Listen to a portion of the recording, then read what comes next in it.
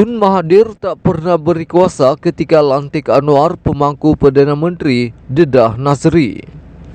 Perdana Menteri Datuk Seri Anwar Ibrahim dinasihatkan agar menumpukan usaha memulihkan ekonomi negara dan tidak mengendahkan pandangan Tun Dr. Mahathir Mohamad. Ketika UMNO bahagian Padang Rengas, Datuk Seri Mohamad Nazri Abdul Aziz menegaskan apa yang diperkatakan oleh Dr. Mahathir terhadap Anwar tidak penting buat masa ini, kerana Perdana Menteri mempunyai tugas besar memimpin dan memulihkan ekonomi negara. Beliau juga menyifatkan Dr. Mahathir sudah hilang sokongan akibat kekalahan teruk bersama parti pimpinannya pada PRU ke-15. Masa beliau sudah berlalu. Cukup-cukuplah dan berilah peluang kepada Anwar untuk memimpin dan memulihkan ekonomi negara.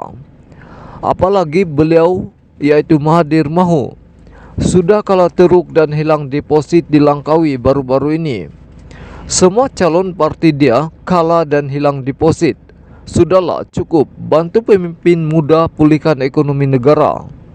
Saya sendiri sudah tidak percaya dan tidak yakin lagi dengan Dr. Mahathir. Semua orang beliau anggap tidak betul. Hanya dia saja yang tahu mentadbir dan memerintah. Anwar baru sebulan lebih jadi Perdana Menteri. Jangan cepat sangat nak buat penilaian.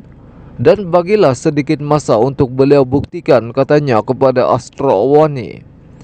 Mohamad Nazri juga menyanggah dakwaan Dr. Mahathir bahawa ketika diberi peluang menjadi pemangku Perdana Menteri lebih 24 tahun yang lalu, Anwar gagal tidak dapat menangani masalah.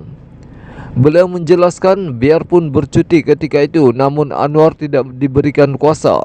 Sebaliknya, Dr. Mahathir masih mengawal pentadbiran. Saya timbalan Perdana Menteri di Jabatan Perdana Menteri ketika itu dan bercakap dengan Anwar. Beliau tidak mempunyai kuasa biarpun ditugaskan sebagai pemangku Perdana Menteri.